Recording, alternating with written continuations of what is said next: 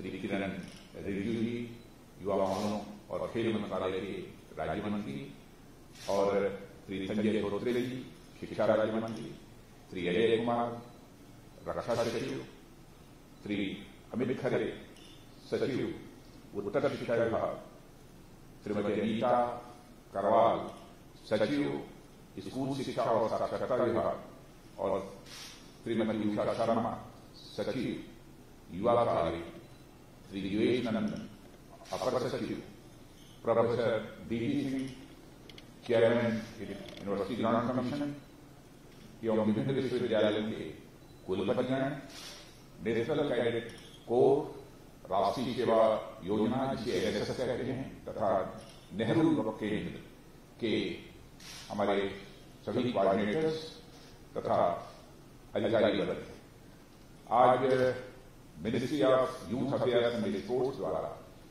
New education policy 2020 विषय पर आयोजित कार्यक्रम में आप सभी के बीच उपस्थित होने पर सचमुच मुझे बेहद खुशी हो रही है, और यह आयोजन देश के युवा छात्रों में समकालीन मुद्दों पर जागरूकता लाने में एक अहम कड़ी साबित होगा, ऐसा मेरा विश्वास है।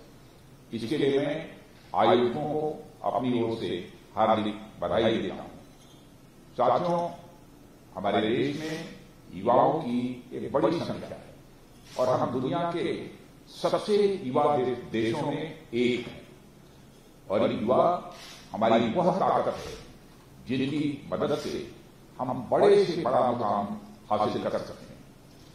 अपने देश की समृद्ध युवा शक्ति को पहचानते हुए हमारे माननीय प्रधानमंत्री श्री नरेंद्र मोदी जी ने हर क्षेत्र में युवाओं पर विशेष बल दिया है, और इसमें कोई संदेह नहीं है कि हम अपने युवा बल के सहारे ministry of youth affairs and sports के इस प्लेटफॉर्म से न्यू एजुकेशन पॉलिसी 2020 के विजन को देश के कोने कोने तक पहुंचा सकेंगे, ऐसा मेरा विश्वास है।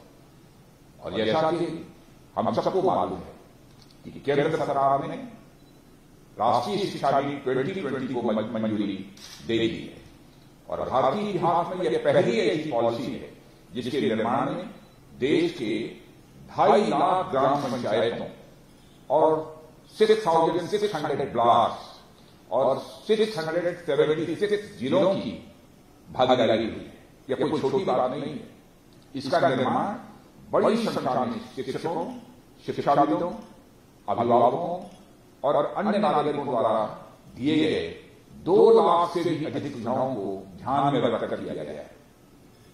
यह कहावत है कि जिंदगी सुधारनी है तो व्यवसाय में निवेश करना चाहिए, पर यदि पीढ़ियां सुधारनी है तो हमें शिक्षा में निवेश करना चाहिए। और मैं समझता हूं यही हमारे देश भर के जितने प्रबुद्ध जन हैं उनके द्वारा किए गए एक वैचारिक निवेश, थॉट और जो इन्वेस्टमेंट हुआ है, उसके परिणाम स्वरूप, उसके आउटपुट के आधार पर यह हमें हासिल हुआ है। और ये सही मायनों में यह एक नेशनल पॉलिसी है।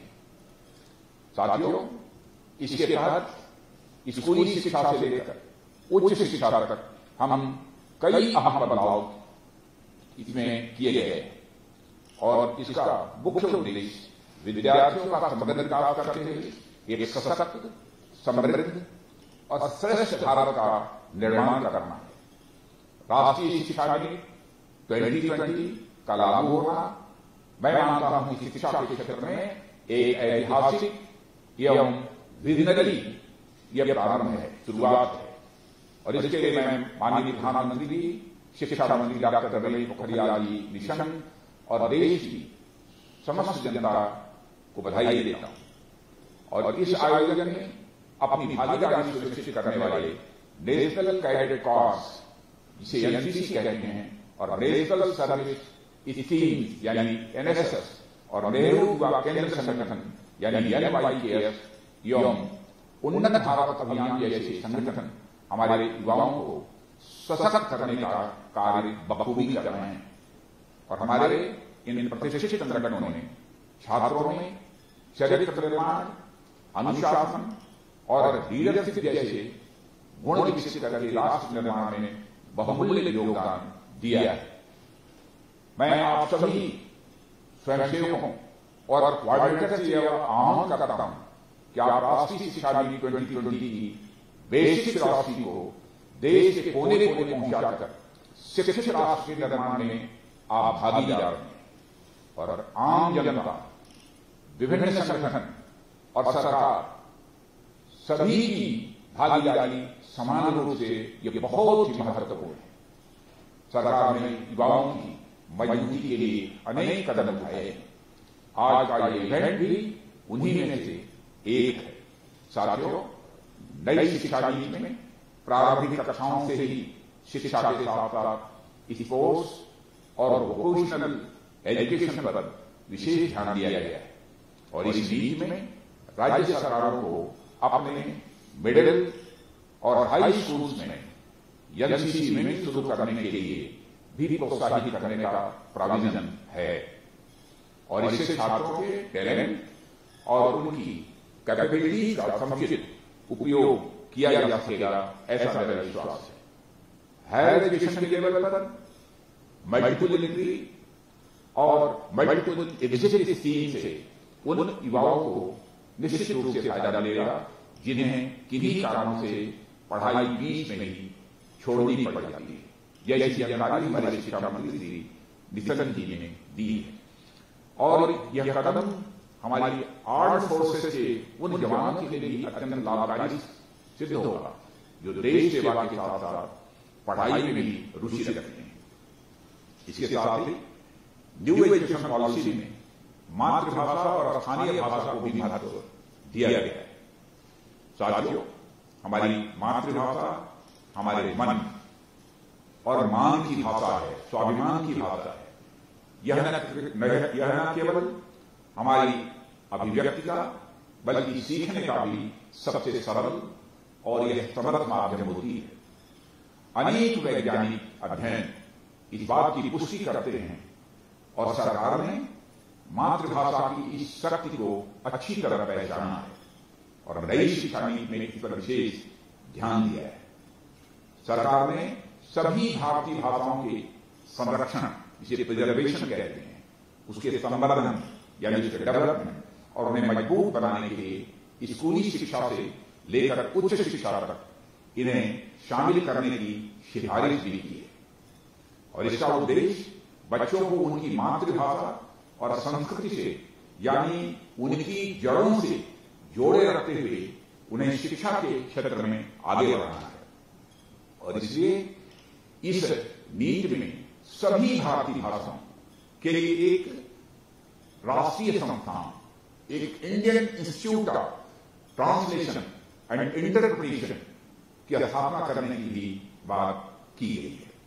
कहने का अर्थ यह है कि साथियों कि यह नीति किसी भी राष्ट्र के समुचित विकास के लिए आवश्यक सभी तत्वों पर समान बल देती है और इस नई शिक्षा नीति के द्वारा हमारा यूथ टेक्निकल और साथ ही साथ सैद्धांतिक शिक्षा प्राप्त करने के साथ साथ नैतिक, सामाजिक और भावनात्मक स्तर पर भी मजबूत होगा, ऐसा मेरा विश्वास है। यह प्राचीन और आधुनिक जीवन मूल्य, चरित्र निर्माण और आत्मबल, सामाजिक और सामुदायिक भावना पैदा करने वाली शिक्षा की पॉलिसी है।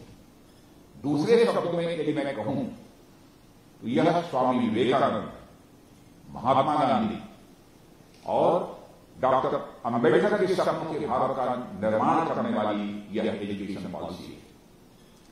जैसा कि माननीय प्रधानमंत्री श्री नरेंद्र मोदी जी ने कहा है कि यह शिक्षा नीति सरकार की नहीं, राष्ट्र की नीति होगी और राष्ट्रीय शिक्षा नीति 2020 को बदलते समय के अनुकूल बनाया गया है, जिससे समाज और राष्ट्र के विकास का मार्ग प्रशस्त होगा। और इसी संदर्भ में उन्होंने आज के समय में यूथ के रेलेवेंट बने रहने के लिए स्किल, रीस्किल और अप स्किल का भी मंत्र दिया है। साथियों, यानी हमको बदलते समय के अनुसार स्वयं को भी अपग्रेड करना है। बीते दशकों में ग्लोबलाइजेशन की प्रक्रिया में व्यक्ति, समाज तथा राष्ट्र के संबंधों में बड़े परिवर्तन किए। ऐसे में यह शिक्षा नीति अतीत का विश्लेषण करते हुए और वर्तमान की आवश्यकताएं समझते हुए भविष्य की संभावनाओं की ओर ओरिएंटेड है। और इस नीति के तहत विद्यार्थियों के लिए फ्लेक्सिबिलिटी बढ़ाई जाएगी और विषयों के चुनाव के विकल्प भी उन्हें दिए जाएंगे और इसके लिए टीचर्स की कैपेबिलिटीज को भी बढ़ावा दिया जाएगा। और साथ ही रिसोर्स पूल को बढ़ाने के लिए स्कूल में स्थानीय प्रतिष्ठित व्यक्तियों या स्पेशलिस्ट को स्पेशल ट्रेनर के रूप में रखने के लिए भी प्रोत्साहित किया जाएगा।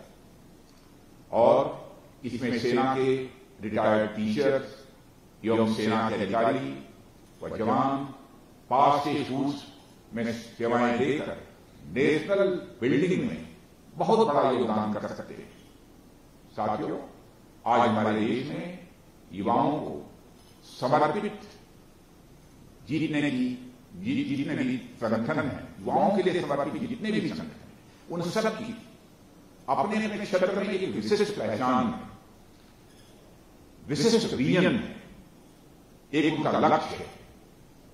और अब समय आ गया है कि सभी संगठन आपस में तालमेल बनाते हुए एक दूसरे की बेस्ट प्रैक्टिसेस को शेयर करते हुए समग्र दृष्टिकोण के साथ वह आगे बढ़े। और बदलते समय और बदलती जरूरतों को देखते हुए हमने अपने लक्ष्य भी हमें नए बनाने होंगे। ऐसे में स्वयं को रीइन्वेंट करते हुए हमें आगे बढ़ने की जरूरत है। और हम सभी अपने दायित्वों का निर्वाह करते हुए सरकार द्वारा लाई गई योजनाओं और नीतियों जैसे कोविड-19 के प्रति जागरूकता, स्वच्छता अभियान और नई शिक्षा नीति को साथ मिलकर जनता तक ले जाने का प्रयास करना होगा। इससे जनता को लाभ होने के साथ साथ मैं मानता हूं हमारे युवाओं की जानकारी भी और अधिक बढ़ेगी और हमारे यहां शिक्षा अथवा विद्या जिसे कहते हैं के बारे में भी कहा गया है, सा विद्या या विमुक्ति, यानी विद्या वह है जो हमें तमाम बंधनों से मुक्त कर सके। मैं समझता हूं कि नई शिक्षा नीति हमारी नई पीढ़ी को बड़ी पढ़ाई परिपाटी वाली शिक्षा से मुक्ति दिलाते हुए उन्हें ज्ञान विज्ञान के नए असीमित संभावनाओं वाले आसमान में ले जाने में कामयाब होगी। आप सभी के सहयोग से पूरी शिक्षा व्यवस्था ऊर्जावान बनेगी, समर्थ बनेगी, ऐसा मेरा विश्वास है। और हमारे माननीय प्रधानमंत्री श्री नरेंद्र मोदी जी द्वारा कौशल के आधार पर आत्मनिर्भर भारत बनाने का जो संकल्प लिया गया है वह इस राष्ट्रीय शिक्षा नीति 2020 के द्वारा प्रभावी ढंग से पूरा होगा और यह नए भारत की नींव सिद्ध होगी, ऐसा मेरा मानना है। मित्रों, एक बार फिर नेशनल एजुकेशन पॉलिसी 2020 के विजन को देश में हर जगह ले जाने के लिए आप सबका मैं आह्वान करता हूं और इस आयोजन की सफलता के लिए मैं आप सभी को हार्दिक शुभकामनाएं देता हूं। आप सभी को बहुत बहुत धन्यवाद।